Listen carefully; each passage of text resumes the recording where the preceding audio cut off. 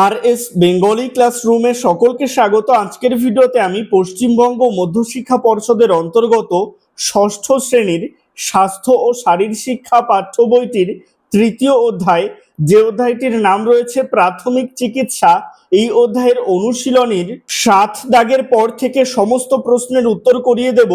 সুতরাং আমি চাইবো তোমরা ভিডিওটা স্কিপ না করে একদম প্রথম থেকে শেষ পর্যন্ত দেখো। এ প্রসঙ্গে বলে রাখি, এই অনুশীলনীর আগের প্রশ্নের উত্তরগুলো তোমরা পার্ট 1 এর ভিডিওতে পেয়ে যাবে, যার লিংক আমি এই ভিডিওটার ডেসক্রিপশনে দিয়ে দেবো। অবশ্যই সেখান থেকে ভিডিওটা দেখে নিও। তো কথা না বাড়িয়ে শুরু করছি আজকের মূল ভিডিও।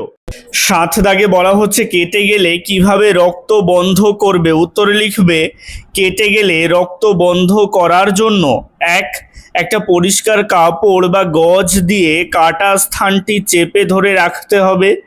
কাপড় বা গজ না পেলে হাতের তালু কিংবা 2 আঙুল ব্যবহার করে চিমটির মতো ধরে রাখতে হবে। টানা 20 থেকে 30 মিনিট চাপ দিয়ে ধরে রাখলে রক্ত জমাট বেঁধে রক্তপাত বন্ধ হয়ে যাবে। 2, আঘাতপ্রাপ্ত বা ক্ষত স্থানটিতে এক টুকরো বরফ কাপড়ে পেঁচিয়ে ধরে রাখতে হবে। কাটা স্থানটি একটু উঁচু করে হৃৎপিণ্ডের উপরে রাখতে হবে। রক্ত বন্ধ হয়েছে কিনা তা বারবার খুলে না দেখাই ভালো। 2 দাগের প্রশ্ন, পালস অক্সিমিটার দিয়ে কি মাপা হয়। উত্তর লিখবে, পালস অক্সিমিটার দিয়ে জ্বর, সর্দি, কাশি, শ্বাসকষ্ট হলে সহজেই রক্তের অক্সিজেনের মাত্রা ও হৃদস্পন্দনের মাত্রা জানা যায়। 3 দাগের প্রশ্ন, হিট স্ট্রোকের কারণগুলি লেখো। উত্তরে লিখবে, হিট স্ট্রোকের কারণগুলি হলো 1, দীর্ঘ সময় ধরে প্রচণ্ড রোদে বা অতিরিক্ত গরম পরিবেশে থাকা। 2, গরমের মধ্যে কঠোর শারীরিক পরিশ্রম বা ব্যায়াম করা। 3, শরীরে পর্যাপ্ত জল ও লবণের ঘাটতি হওয়া। 4, গরমে ভারী বা আঁটসাঁট পোশাক পরা ফলে শরীরের তাপ বের হতে না পারা। 5, বদ্ধ ও বাতাসহীন স্থানে দীর্ঘক্ষণ অবস্থান করা। 4 দাগের প্রশ্ন, হিট স্ট্রোক কিভাবে প্রতিরোধ করা যেতে পারে তার একটা পরিকল্পনা তৈরি করো। উত্তরে লিখবে, হিট স্ট্রোক প্রতিরোধ করতে 1, তাপপ্রবাহের সময় রাস্তায় বেরোনো এড়িয়ে চলতে হবে। 2, রোদে স্কুলে বা বাড়িতে যেতে হলে শ্রেণীকক্ষের বাইরে বেরোলে ছাতা, টুপি, মুখে রুমাল বা ওড়না, হাত পা ঢাকা হালকা সুতির পোশাক পরতে হবে। 3, যতটা সম্ভব সুতির হালকা ঢিলেঢালা জামা কাপড় পরতে হবে। 4, রোদে বেরোনোর আগে পর্যাপ্ত পরিমাণ জল খেয়ে বেরোতে হবে। ঘরের বাইরে বেরোলে সব সময় নিরাপদ পানীয় জল সঙ্গে রাখতে হবে।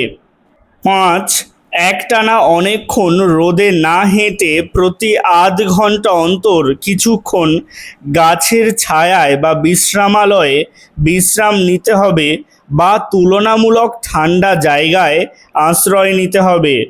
এবারে চলে আসছি ব্যাখ্যামূলক প্রশ্নে। এখানে 1 দাগে বলা হচ্ছে, প্রাথমিক চিকিৎসা বলতে কি বোঝো লেখো। প্রথমে সংজ্ঞা লিখবে, প্রাথমিক চিকিৎসার জনক হচ্ছেন জার্মানির শল্য চিকিৎসক ফ্রেডরিক এজমার্ক। কোনো আকস্মিক দুর্ঘটনায় বা অসুস্থতায় ডাক্তার আসার পূর্বে বা ডাক্তারের কাছে নিয়ে যাওয়ার অবকাশকালীন সময়ে আহত বা অসুস্থ ব্যক্তির জীবন রক্ষা ও আঘাতের নিরাময়ের জন্য যে বিজ্ঞানসম্মত সাহায্য বা শুশ্রূষা করা হয় তাকে প্রাথমিক চিকিৎসা বলে। এরপরে বক্স করে পয়েন্ট করবে লক্ষ্য। এই পয়েন্টের আন্ডারে লিখবে, আহত বা অসুস্থ ব্যক্তি বা ব্যক্তিবর্গের জীবন রক্ষা করা। একজন প্রাথমিক চিকিৎসককে রোগীর জীবন বাঁচাতে রক্তক্ষরণ বন্ধ করতে হবে।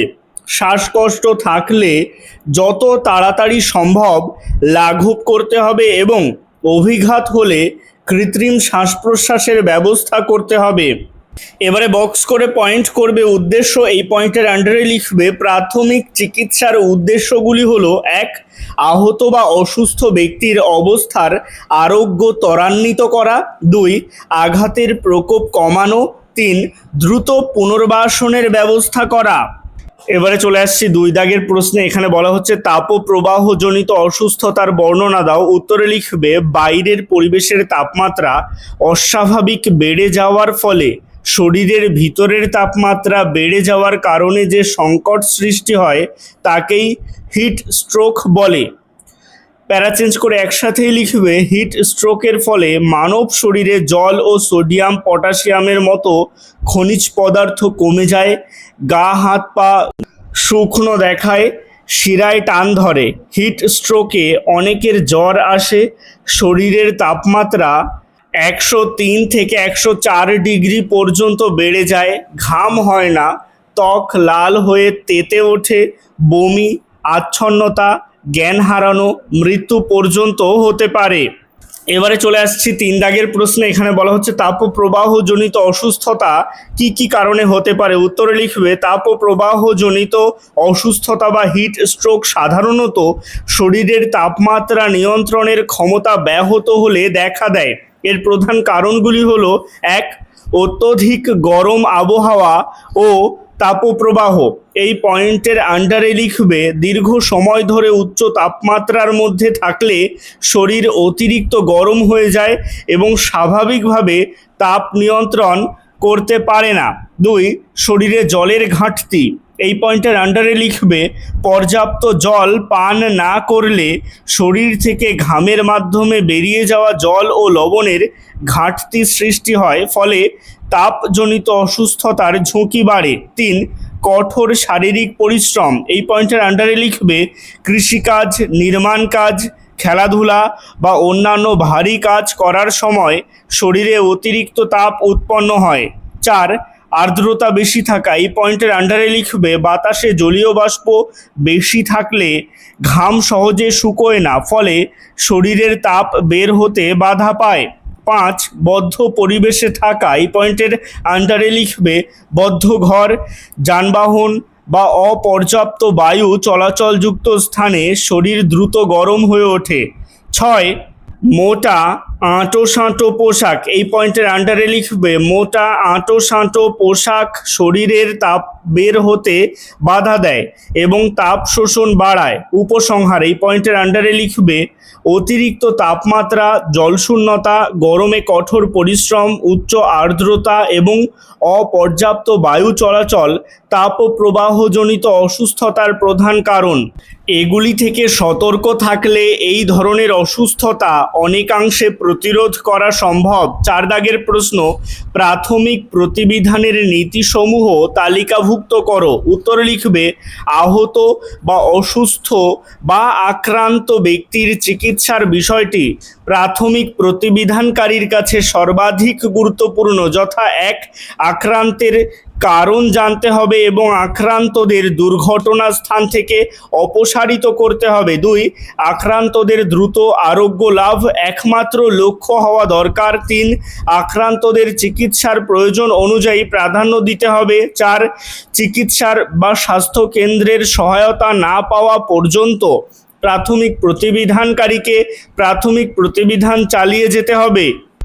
এবারে চলে আসছি 5 দাগের প্রশ্নে। মার্কিউরোক্রোম সলিউশনের ব্যবহার সম্বন্ধে যা জানো নিজের মতো করে লেখো। উত্তরে লিখবে মার্কিউরোক্রোম সলিউশন 1%। এই জীবাণুনাশক তরল ঔষধটি লাল রঙের হয়।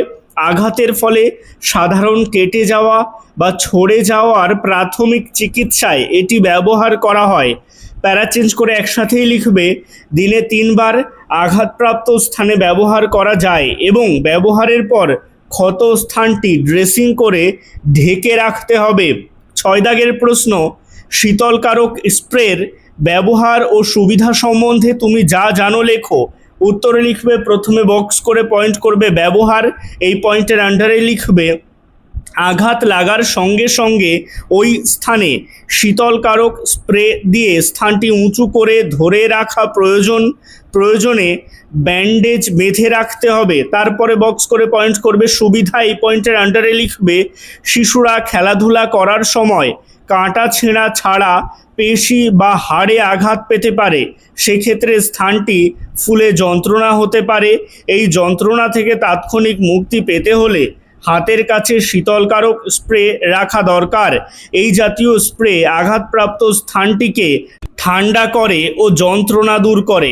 এবারে চলে আসছি 7 দাগের প্রশ্নে। এখানে বলা হচ্ছে তাপপ্রবাহজনিত অসুস্থতার উপসর্গগুলি বর্ণনা করো। উত্তরে লিখবে তাপপ্রবাহজনিত অসুস্থতার উপসর্গগুলি হলো 1.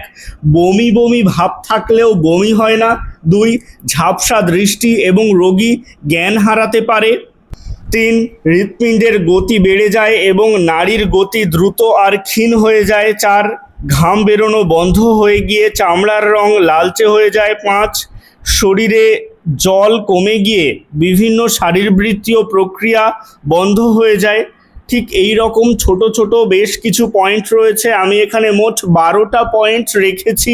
সবগুলো পয়েন্টই যে তোমাদের লিখতে হবে এমন কোনো কথা নেই। দেখবে পরীক্ষাতে কত নম্বরের প্রশ্ন এসেছে, যত নম্বরের প্রশ্ন আসবে চেষ্টা করবে তার থেকে 2টো বা 3টে পয়েন্ট বেশি লেখার। যেমন ধরো যদি 3 নম্বরের প্রশ্ন আসে তাহলে অন্তত 5টা পয়েন্ট লিখবে, যদি 4 নম্বরের প্রশ্ন আসে অন্তত 6টা পয়েন্ট লিখবে। এভাবে লিখবে, 12টা পয়েন্টই যে লিখতে হবে এমন কোনো কথা নেই। এবারে চলে আসছি 8 দাগের প্রশ্নে। এখানে বলা হচ্ছে তাপপ্রবাহজনিত অসুস্থতা কেন দেখা যায় ব্যাখ্যা করো।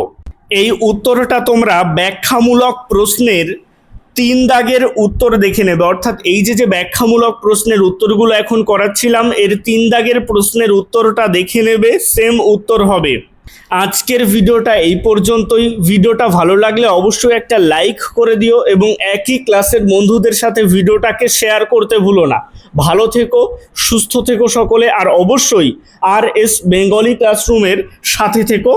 সবশেষে একটাই রিকোয়েস্ট, এখনও পর্যন্ত যারা চ্যানেলটিকে সাবস্ক্রাইব করে উঠতে পারোনি তারা অবশ্যই চ্যানেলটিকে সাবস্ক্রাইব করে দিও এবং পাশে থাকা বেল আইকনটিকে প্রেস করে অল বাটনে ক্লিক করে দিও নতুন ভিডিওর আপডেট সবার আগে পেতে।